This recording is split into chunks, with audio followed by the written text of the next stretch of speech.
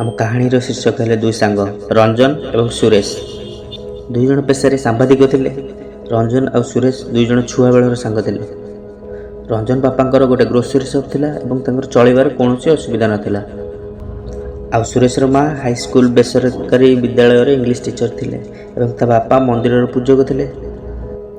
ସେ ଦୁଇ ଜଣଙ୍କର ଇଚ୍ଛା ଥିଲା କି ନୂଆ ନୂଆ ଜାଗା ବୁଲିବା, ସେଠାକାର କାହାଣୀ ଏକାଠି କରିବା, ନୂଆ ନୂଆ ଗାଁ ମାନଙ୍କର ନୂଆ ନୂଆ ପରମ୍ପରା ଦେଖି ସେମାନଙ୍କୁ ଖୁସିରେ ସୁଟ୍ ବି ମଧ୍ୟ କରୁଥିଲେ।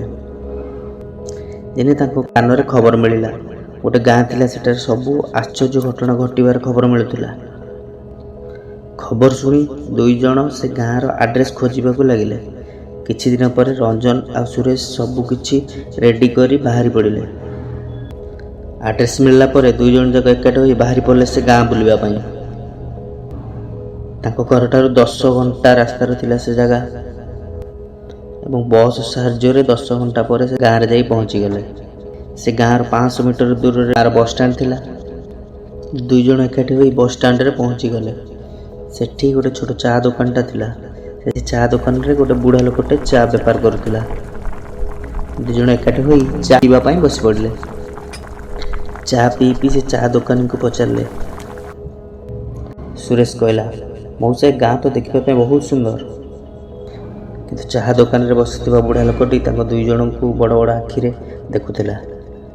ବହୁତ ସମୟ ପଚରା ଉଚରା କରିବା ପରେ ବୁଢ଼ା ଲୋକଟି ଜବାବ ଦେଲା, ବାବୁ, ଆପଣ କାହା ଘରକୁ ଆସିଛନ୍ତି କି? ରଞ୍ଜନ ଆଉ ସୁରେଶ ଦୁଇ ଜଣଙ୍କ ମୁହଁକୁ ଅନାଅନି ହେଲେ। ଶେଷରେ ରଞ୍ଜନ ବୁଢ଼ା ଦୋକାନୀଟିକୁ ପଚାରିଲା, ମଉସା, ଏ ଗାଁରେ ଯେଉଁ ପୁରୁଣା ହବେଲଟା ଅଛି, ତାର କାହାଣୀ କ'ଣ କିଛି କହିପାରିବ କି? ବୁଢ଼ା ଦୋକାନୀଟି କିଛି ସମୟ ତାଙ୍କ ମୁହଁକୁ ଚାହିଁଲା ଆଉ କହିଲା, ଗାଁ ଠାରୁ 700 ମିଟର ଦୂରରେ ସେ ଅଲକ୍ଷଣା ପୁରୁଣା ଘର ଅଛି। ସେଠିକି ଯେ ଥରେ ଯାଇଛି କେବେ ଫେରିନି। ଦୁଇ ଜଣଙ୍କ ମୁହଁକୁ ଦେଖି ହାଲକା ହସିଲେ। ବୁଢ଼ା ଦୋକାନୀ କହିଲା, ଲାଗୁଛି ବାବୁ ଆପଣ ସହରରୁ ଆସିଛନ୍ତି, ଏସବୁ ଆପଣଙ୍କୁ ଥଟ୍ଟା ଲାଗୁଛି। ଏତିକି କହି ବୁଢ଼ା ଦୋକାନୀ ତା କାମରେ ଲାଗି ପଡ଼ିଲା। ସମୟ ସନ୍ଧ୍ୟା 8ଟା ହେଇଯାଇଥିଲା। ଦୁଇ ସାଙ୍ଗ ସୁରେଶ, ରମେଶ ଧୀରେ ଧୀରେ ଆଗକୁ ଚାଲିବାକୁ ଲାଗିଲେ। ସେମାନେ ନିର୍ଦ୍ଧାର୍ଯ୍ୟ କରିସାରିଥିଲେ ଯେ ଏ ଅନ୍ଧବିଶ୍ୱାସକୁ ଲୋକମାନଙ୍କ ସାମ୍ନାକୁ ଆଣିବା ପାଇଁ ଗୋଟେ ରାତି ରହି ଏସବୁ ଅନ୍ଧବିଶ୍ୱାସକୁ ଭୁଲ ପ୍ରମାଣିତ କରିଦେବେ ବୋଲି। କିଛି ସମୟ ଚାଲି ଚାଲି ସେମାନଙ୍କୁ ଦେଖାଗଲା ଗୋଟେ ପୁରୁଣା ଘର। ଘରଟି ଅନାଥ ଅବସ୍ଥାରେ ପଡ଼ିଛି ଏବଂ ତା ବାହାର ଗେଟ୍ ଖୋଲା ରହିଛି। ଧୀରେ ଧୀରେ ସେ ଦୁଇ ଜଣ ସେ ଗେଟ୍ ଭିତରକୁ ପ୍ରବେଶ କରିବା ପାଇଁ ଲାଗିଲେ। ସୁରେଶ କହିଲା, ଏ ଘର ଦେଖିବାକୁ ବହୁତ ପୁରୁଣା, କମ୍ ସେ କମ୍ 150 ବର୍ଷ ପୁରୁଣା ହେଇଥିବ। ରଞ୍ଜନ କହିଲା, ମୋତେ ଲାଗୁଛି ଏ ପ୍ରପର୍ଟି ପାଇବା ପାଇଁ କିଏ ନାଟକ ରଚିଛି ବୋଧେ। ଧୀରେ ଧୀରେ ଘରର କବାଟ ପାଖରେ ଯାଇକି ପହଞ୍ଚିଗଲେ ଦୁଇ ଜଣ। ହଠାତ୍ ଆପେ ଆପେ ସେ ଘରର କବାଟ ଖୋଲିଗଲା। ଦୁଇ ଜଣ ଏକାଠି ହୋଇ ଘର ଭିତରେ ପ୍ରବେଶ କରିବା ପାଇଁ ଲାଗିଲେ। ଘର ଭିତରେ ପୁରା ଅନ୍ଧାର କିଟିକିଟି ଥିଲା। ବୁଢ଼ିଆଣୀ ଜାଲକୁ ଆଡ଼େଇ ଆଡ଼େଇ ଦୁଇ ଜଣ ନିଜ ନିଜର ଟର୍ଚ୍ଚ ଲାଇଟ୍ ଜଳାଇ ଏଣେ ତେଣେ ଟର୍ଚ୍ଚ ବୁଲେଇ ଦେଖିବାକୁ ଲାଗିଲେ। ଘର ଭିତରେ ଅନେକ ଭଙ୍ଗାରୁଜା ଫର୍ଣ୍ଣିଚର ଏଣେ ତେଣେ ଖେଳେଇକି ପଡ଼ିଥିଲା। ଘର ଭିତର କାନ୍ଥ ଚାରିପଟେ ଭୟାନକ ଚିତ୍ର ବି ହେଇଥିଲା। ଚିତ୍ରରେ ଥିଲା ଅଲଗା ଅଲଗା ଲୋକମାନଙ୍କର ଚେହେରା, ଯେମିତି ସେ ଚିତ୍ର ସବୁ ତାଙ୍କୁ ବଡ଼ ବଡ଼ ଆଖିରେ ଦେଖୁଛି। ଧୀରେ ଧୀରେ ରାତି ବଢ଼ିବାକୁ ଲାଗିଲା।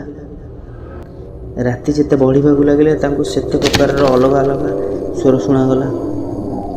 କେତେବେଳେ କିଏ ଗୋଟେ କାନ୍ଦୁଛି ତ, କେତେବେଳେ କିଏ ଗୋଟେ ହସୁଛି, ଆଉ କେତେବେଳେ କିଏ ଗୋଟେ ଫୁସଫୁସ ହେଉଛି। ସୁରେଶ ରଞ୍ଜନର ମୁହଁକୁ ଦେଖି ଜାଣିପାରୁଥିଲା ସେ ଟିକେ ଅନ୍ୟମନସ୍କ ହେବାର ଦେଖାଯାଉଛି।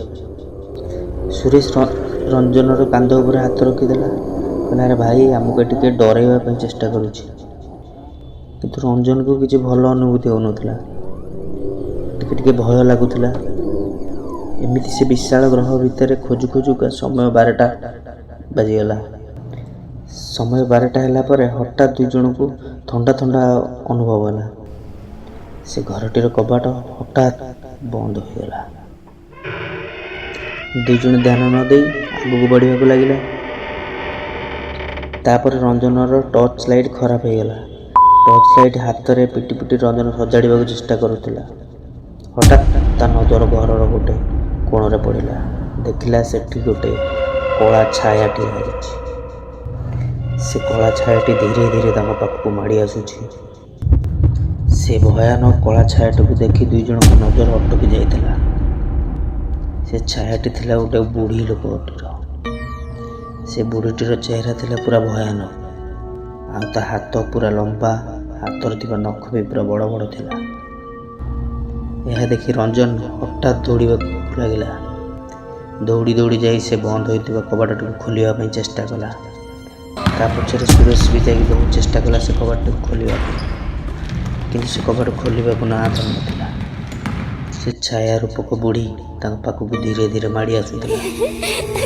ରଞ୍ଜନ ଭୟରେ ବହୁତ ଜୋର ଚିଲେଇବାକୁ ଲାଗିଲା, ଆମେ ଏଠୁ କେମିତି ବାହାରିବା? ବୁଢ଼ୀ ତାର ଲମ୍ବା ହାତ ବଢ଼ାଇ ଦେଲା ସୁରେଶ ମୁହଁ ପାଖକୁ ଏବଂ ଆଙ୍ଗୁଠି ଦେଖାଇ ସେମାନଙ୍କୁ କହିଲା, ମୁଁ ଶୋଇଥିଲି, ତମେମାନେ ମୋ ନିଦ କାହିଁ ଭାଙ୍ଗିଦେଲ? ଦୁଇ ଜଣ ଏଠିକି ଆସି ମସ୍ତ ବଡ଼ ଭୁଲ କରିଦେଲ। ଏବେ ତମେ ଦୁଇ ଜଣ ମୋର ବନ୍ଦୀ ହୋଇ ରହିବ।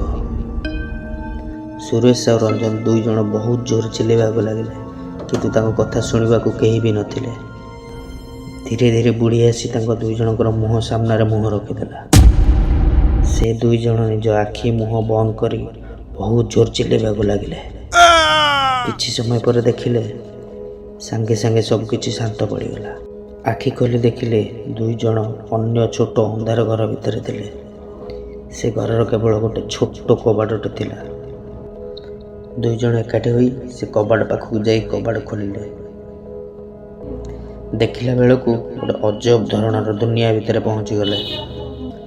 ତା ଭିତରେ ପୁରା ଚାରିଦିଗ ଅନ୍ଧାର, ଧୂଆଁ ଧୂଆଁ। ଆଖପାଖରେ କୌଣସି ସ୍ୱର ବି ନଥିଲା। ଆଖପାଖରେ ମଣିଷ, ଜୀବଜନ୍ତୁ ହିଁ ଦେଖାଯାଉନଥିଲେ। ସେ ଧୂଆଁ ଧୂଆଁ ଦୁନିଆ ଭିତରେ ଗୋଟେ ବଡ଼ କଳା ଶୈତାନ ଭଳିଆ ଗୋଟେ ବରଗଛଟେ ଥିଲା। ସେ ବରଗଛ ଉପରେ ଗୋଟେ ବୁଢ଼ୀଟେ ବସିଥିଲା, ଯେମିତି ସେ ବୁଢ଼ୀ ତାଙ୍କ ଦୁଇ ଜଣଙ୍କୁ ସେଠି ଅପେକ୍ଷା କରିକି ବସିଛି। ବଡ଼ ବଡ଼ ଦୁଇ ଆଖି ନାଲି ନାଲି ନିଆଁ ଭଳି ତାଙ୍କୁ ଦେଖିବାକୁ ଲାଗୁଥିଲା। ରଞ୍ଜନ ଭୟରେ, ଭାଇ ଆମେ କେଉଁଠି ପହଞ୍ଚିଗଲେ? କେଉଁ ଦୁନିଆରେ ଆମେ ଆସି ପହଞ୍ଚିଗଲେ? ସୁରେଶ କହିଲା, ଭାଇ ମୋତେ କିଛି ବି ଜଣା ନାହିଁ। ମୋତେ ଲାଗୁଛି ଆମେ ଗୋଟେ ବଡ଼ ବିପଦରେ ଫସିଗଲେ। କିଛି ବି ଦେଖାଯାଉନି, ଏଠୁ ବାହାରିବା ଅସମ୍ଭବ ଲାଗୁଛି ମୋତେ। ରଞ୍ଜନ ଭୟରେ କାନ୍ଦୁଣୁ ମାନ୍ଦୁଣୁ ହୋଇ, ଆମକୁ ଏଠୁ ବାହାରିବାକୁ ରାସ୍ତା ଖୋଜିବାକୁ ପଡ଼ିବ ଭାଇ। ମୋତେ ଲାଗୁଛି ବୋଧେ ମୁଁ ଗୋଟେ ଖରାପ ସ୍ୱପ୍ନ ଦେଖୁଛି। ସୁରେଶ ଧୀରେ ଧୀରେ ଚାରିଆଡ଼େ ଦେଖିବାକୁ ଲାଗିଲା, କିନ୍ତୁ ଚାରିପଟ ପୁରା ଅନ୍ଧାର ଏବଂ ଧୂଆଁ ଧୂଆଁ ଥିଲା। କିଛି ବି ଦେଖାଯାଉନଥିଲା। ସ୍ୱର ଶବ୍ଦ କିଛି ବି ନଥିଲା ତା ଭିତରେ।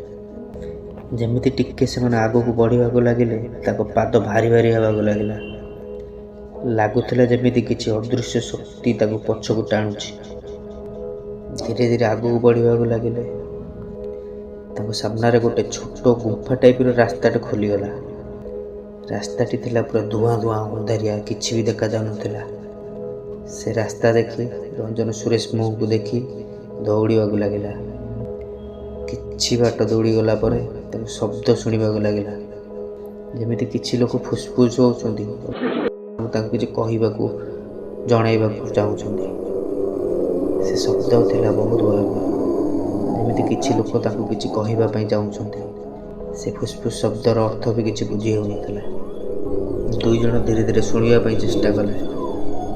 କିଛି ସମୟ ପରେ ଶୁଣାଗଲା, ଯେମିତି ବହୁତ ଲୋକ କିଛି କହିବା ପାଇଁ ଚାହୁଁଛନ୍ତି ଆଉ କହୁଛନ୍ତି, ତମେମାନେ ଏଠିକି କ'ଣ ପାଇଁ ଆସିଛ? ତମେମାନେ ଏଠୁ କେବେ ବି ବାହାରି ପାରିବ ନାହିଁ। ବହୁତ ବର୍ଷ ହେଲାଣି ତୁମ ଭଳି ଆମେ ମଧ୍ୟ ଭୁଲ ବଶତଃ ଏଠିକି ଆସି ଫସିଯାଇଛୁ, କିନ୍ତୁ କେବେ ବି ଏଠୁ ବାହାରି ଯାଇପାରିଲୁ ନାହିଁ। କିନ୍ତୁ ସୁରେଶର ଭୟ ନଥିଲା କି ସେ ହାର ବି ମାନୁନଥିଲା। ସେ ରଞ୍ଜନର ହାତକୁ ଧରି ଆଗକୁ ବଢ଼ିବାକୁ ଲାଗିଲା। ସେମାନେ ଯେତେ ଆଗକୁ ବଢ଼ିବାକୁ ଲାଗିଲେ, କିନ୍ତୁ ପଛକୁ ଦେଖିଲେ ଲାଗୁଥିଲା ସେ ଗଛଟି ସେମିତି ତାଙ୍କ ପଛେ ପଛେ ଚାଲୁଛି। ସେ ଗଛରୁ ଶବ୍ଦ ଶୁଣାଗଲା, ତୁମେ ଯେତେ ଚେଷ୍ଟା କଲେ ବି ଏଠୁ ବାହାରକୁ ଯାଇପାରିବ ନାହିଁ। ଏହା ଶୁଣି ରଞ୍ଜନ କାନ୍ଦି କାନ୍ଦି ସୁରେଶକୁ କହିଲା, ଭାଇ ମୋତେ ଲାଗୁଛି ଏଠୁ ଆମେ କେବେ ବି ବାହାରକୁ ଯାଇପାରିବା ନାହିଁ। କିନ୍ତୁ ସୁରେଶ ଥିଲା ପ୍ରଭୁ ହନୁମାନଙ୍କର ବଡ଼ ଭକ୍ତ। ଭାଗ୍ୟବଶତଃ ସେଦିନ ଥିଲା ମଙ୍ଗଳବାର। ସୁରେଶ ପ୍ରତି ମଙ୍ଗଳବାର ରାତିରୁ ଉଠି ଗାଧୁଆ ସାରି ପ୍ରଭୁ ହନୁମାନଙ୍କର ଦର୍ଶନ କରିବା ପାଇଁ ଯାଏ ଏବଂ ପ୍ରଭୁକୁ ଦର୍ଶନ କରି ନିଜ କର୍ମ କରିବା ପାଇଁ ଯାଏ। ସୁରେଶ କହିଲା, ଏଠୁ କେବଳ ମୋର ପ୍ରଭୁ ହିଁ ଆମକୁ ବଞ୍ଚାଇ ପାରିବେ। ସୁରେଶ ଏବଂ ରଞ୍ଜନ ଦୁଇ ଜଣ ଏକାଠି ହୋଇ ଚକା ପକାଇ ସେହି ଜାଗାରେ ବସି ପଡ଼ିଲେ ଏବଂ ସୁରେଶ ହାତ ଯୋଡ଼ି ପ୍ରାର୍ଥନା କଲା ଏବଂ କହିଲା, ପ୍ରଭୁ, ମୁଁ ସବୁ ମଙ୍ଗଳବାର ଆପଣଙ୍କର ଦର୍ଶନ କରିବା ପାଇଁ ମନ୍ଦିର ଯାଏ, କିନ୍ତୁ ପ୍ରଭୁ ମୁଁ ଆଜି ବିପଦରେ ଫସିଯାଇଛି। ଆଜି ମୁଁ ଏଇଠି ବସି ତୁମକୁ ପ୍ରାର୍ଥନା କରୁଛି। ପ୍ରାର୍ଥନା କରି ସୁରେଶ ହନୁମାନ ଚାଳିଶା ପଢ଼ିବାକୁ ଲାଗିଲା। ରଞ୍ଜନ ମଧ୍ୟ ତା ସ୍ୱରରେ ସ୍ୱର ମିଳାଇବାକୁ ଲାଗିଲା। କିଛି ସମୟ ପରେ ହନୁମାନ ଚାଳିଶା ମଧ୍ୟ ସରିଗଲା।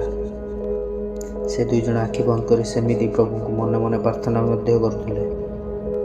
କିଛି ସମୟ ପରେ ସେ ଘୋର ଅନ୍ଧାର ମଧ୍ୟରୁ ଗୋଟେ ଆଲୋକର ରଶ୍ମି ତାଙ୍କ ଆଡ଼କୁ ମାଡ଼ି ଆସିବାର ଦେଖିଲେ। ସେ ଦୁଇ ଜଣ ଆଶ୍ଚର୍ଯ୍ୟ ହୋଇ ଠିଆ ହୋଇ ପଡ଼ିଲେ ଆଉ ଦେଖିଲେ ଗୋଟେ ଧଳା ରଙ୍ଗର ମାଙ୍କଡ଼ ତାଙ୍କ ଆଡ଼କୁ ଡେଇଁ ଡେଇଁ ଆସୁଛି।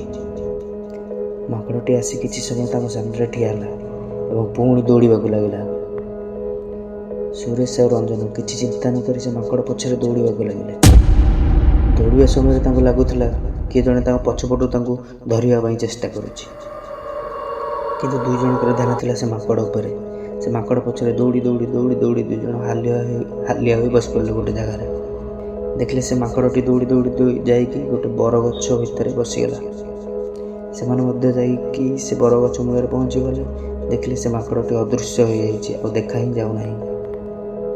ଏହାକୁ ଦେଖି ସେମାନଙ୍କ ଆଖିରୁ ଲୁହଧାର ଠପ ଠପ ହୋଇ ବହିବାକୁ ଲାଗିଲା। ଏବେ ସେ ଦୁଇ ଜଣ ସେ ଅନ୍ଧାର ଭୂତିଆ ଘରର ବାହାରକୁ ଆସି ସାରିଥିଲେ। ସୁରେଶ ଏବଂ ରଞ୍ଜନ ସେ ଜଙ୍ଗଲ ମଝିରେ ପ୍ରଭୁ ହନୁମାନଙ୍କୁ ମୁଣ୍ଡିଆ ମାରି ଆଗକୁ ବଢ଼ିଲେ ଏବଂ ନିଜ ନିଜ ଘରକୁ ଗଲେ। ଏ କଳିଯୁଗରେ କେବଳ ହନୁମାନ ହିଁ ଏମିତି ଠାକୁର, ତାଙ୍କ ଦୟା ଥିଲେ ଯେତେ ଖରାପ ଏବଂ ବିପଦ ତୁମକୁ ଛୁଇଁ ପାରିବ ନାହିଁ। ଜୟ ହନୁମାନ।